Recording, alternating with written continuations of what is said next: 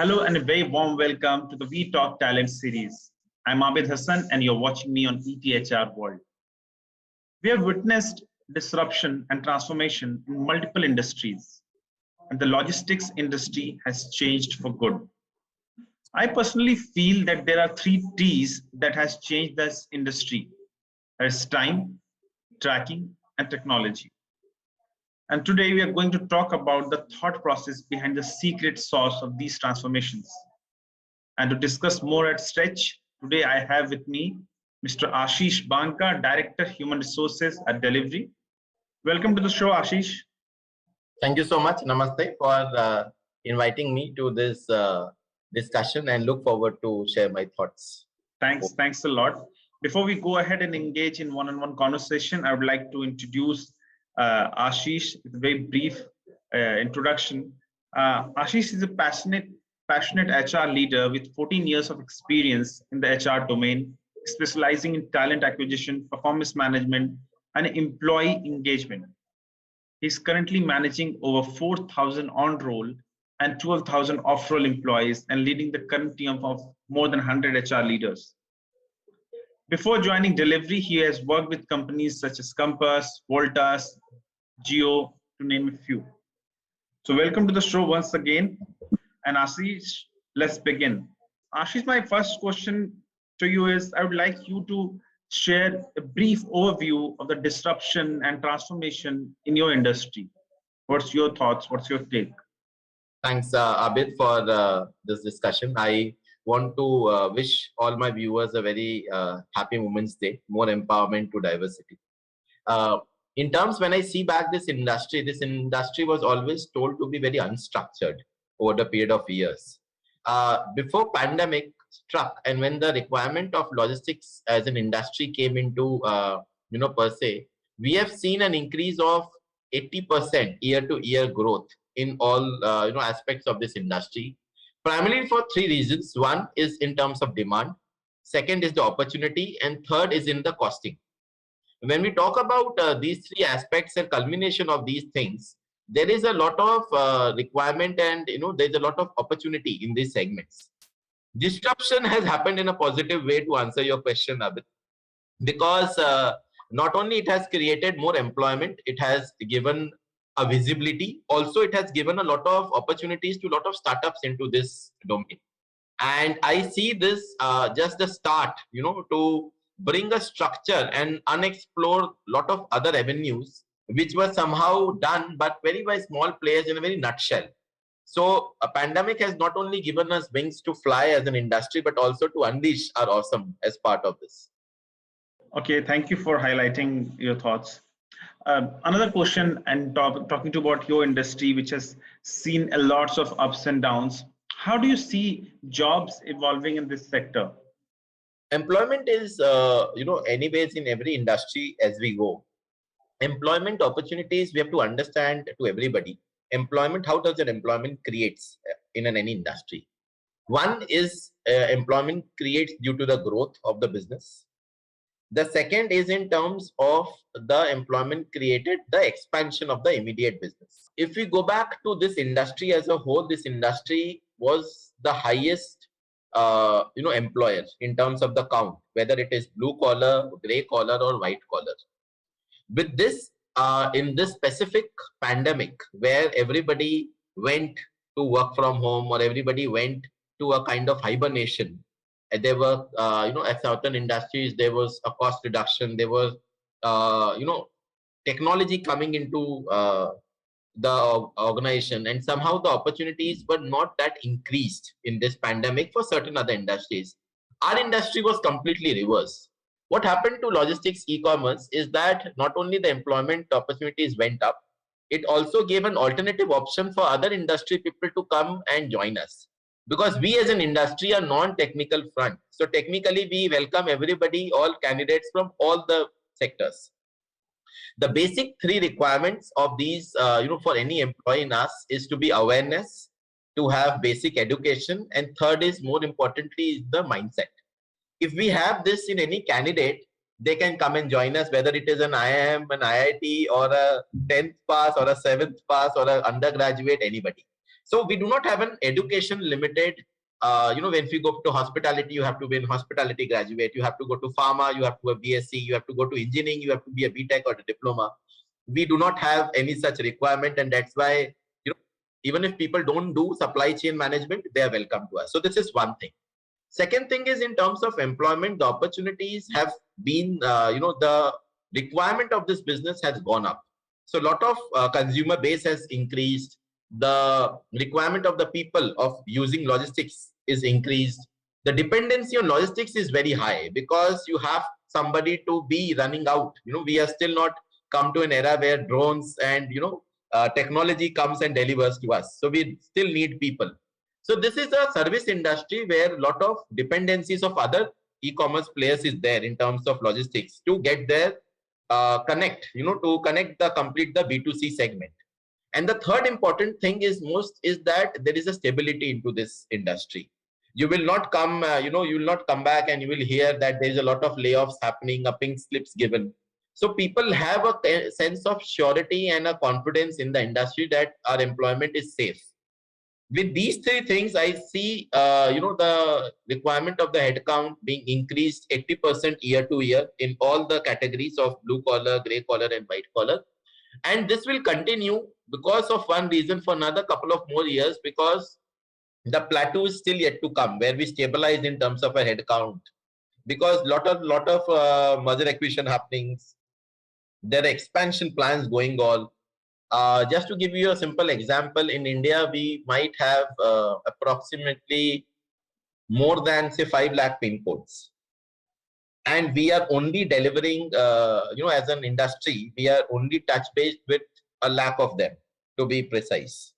So you just imagine an industry which is still untapped. Business growth is still to capture the market. And once it captures the market, then it will start uninventing itself in terms of business revenue. So employment opportunities are huge and magnum into this industry. Okay, thank you for highlighting the growth path and painting a good picture of the employment in your sector. And obviously, I feel it's really good, and going forward, it will become much better.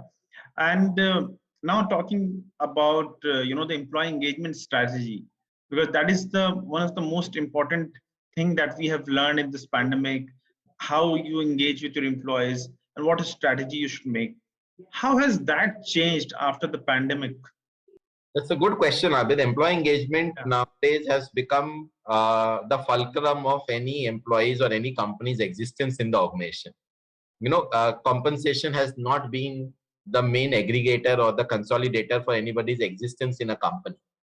Employee engagement, how do we look at employee engagement? Let us first spend a couple of minutes on that. And for me, employee engagement is an employee who is ready to commit more than 100% in an organization.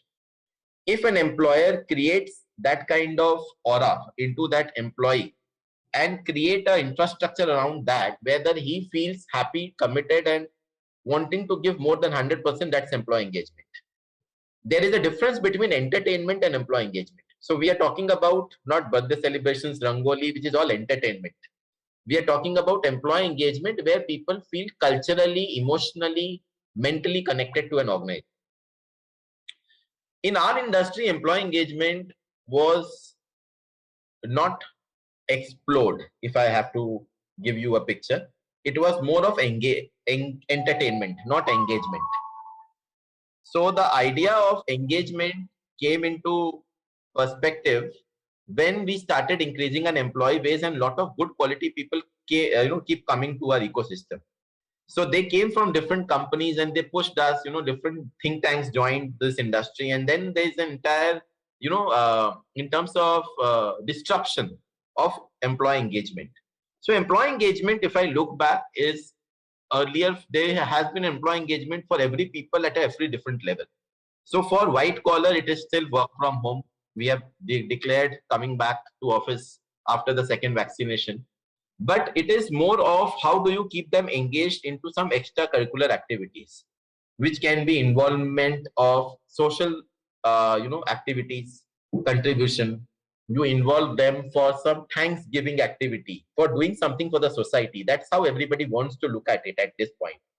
For blue collar and gray collar, it is about three C's: connect, your communication and conduct. How do you ensure respect uh, of the blue collar people who are coming to your premises who might not be your employees directly? The second is ensuring fair wages, not minimum wages. And third important thing is growth. So out of these three, when we go back and give these three in terms of initiatives for the blue collar, then that forms an engagement. Otherwise, in this industry, the monthly attrition hovers around 30 to 35%. Some stable organizations might have 20, but 20 MTD is to 40% annually, which is quite high. So I think we need to go back and see everybody with a respect, because I believe everybody who comes to our premises generally comes with three hungers: the hunger to earn, the hunger to be respected, and the hunger to grow. As an organization, if we do not modulate our initiatives based on these requirements, end of the day, obviously focusing business, I don't think we will be able to build a strong engagement ecosystem.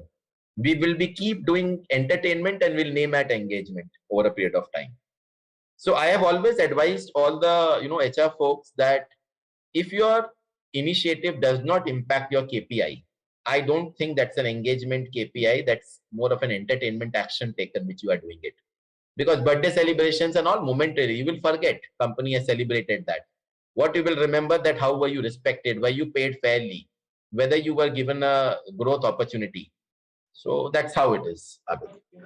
Yes, thank you for actually I had two questions about employee engagement strategy, and you explained it really well within one question. Thank you so much, Ashish.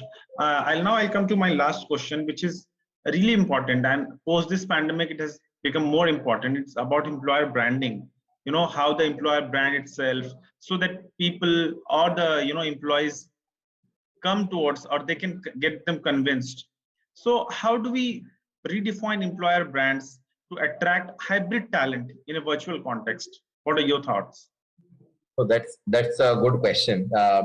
See, I believe in employer branding. Definitely, we have to see how does the employer branding gets created over a period of time. It is not a day or a week or a year exercise, Abid. It takes quite amount of time.